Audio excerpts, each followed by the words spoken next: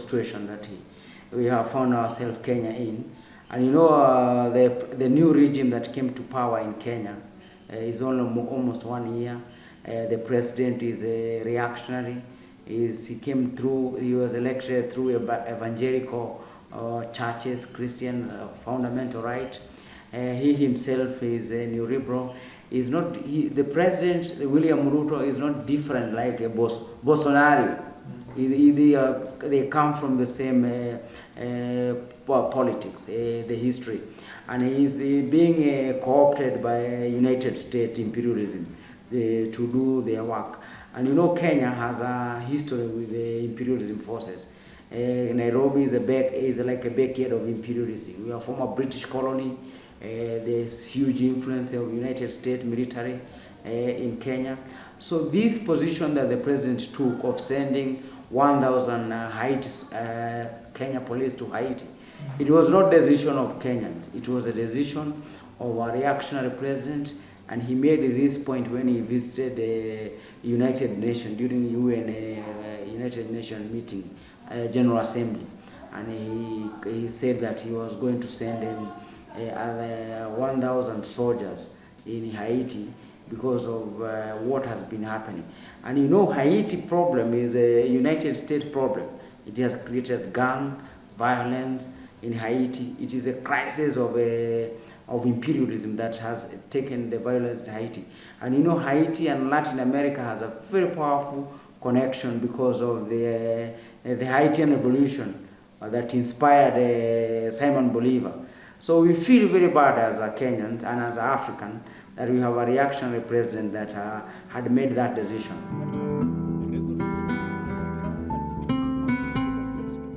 In our constitution, a president has no mandate to send an army or police to another country without approval by parliament. So that decision has not passed through the parliament. And also, a party called Third Way Alliance that we work with and that we organize around with, a political party called Third Way Alliance of comrades who also in the human rights movement, has gone to court and has received an order to stop sending of any police in Haiti from Kenya before it is approved in the parliament and without following the constitution. And the statement of the president is unconstitutional. It does not backed by Kenyan law.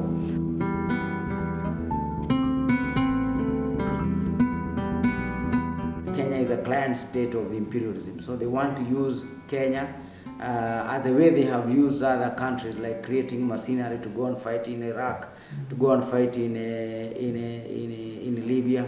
In the same way, now this time they are coming direct and asking, can you send your police to go and do dirty work in Haiti?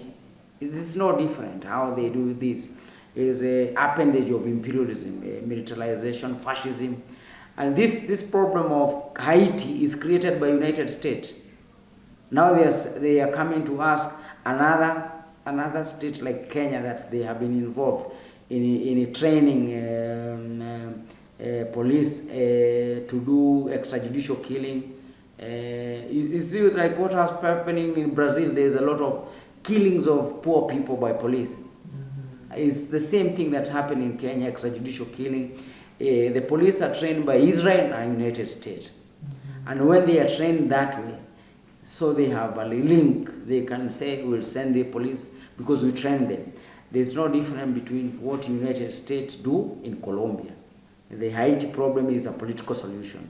But because the United States does not want to leave Haiti to solve their political problem or build their democratic institution, build their economy, build the country, so they want to create a military conflict, a police conflict in Haiti to continue creating sectarian violence, which is not different of what they have done for many years in Latin America, in Colombia, in Guatemala, in El Salvador.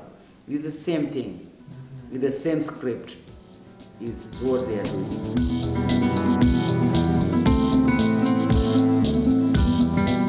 First of all, the Mathare Social Justice Center lead the popular movement in Kenya because we are located in the barrio, in the slum, in the informal settlement. and we have been documenting cases of extrajudicial killing in the last 7 years. The Kenya state has never been our friend. It's always undermining our work, and even now they have done a letter saying that we should stop doing human rights work, or we should stop documenting these violations. So this issue of Haiti has been opposed in Kenya by many social movements and many social forces and political parties.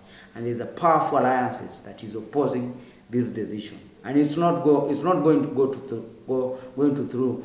So what we can say that it is important that we can have a unified petition and solidarity between Haiti, MST, Kenyan social movement, that we can do an international campaign that can expose not only this decision, but also expose on how United States is using a third world country like Kenya to train mercenary and go and destabilize other countries.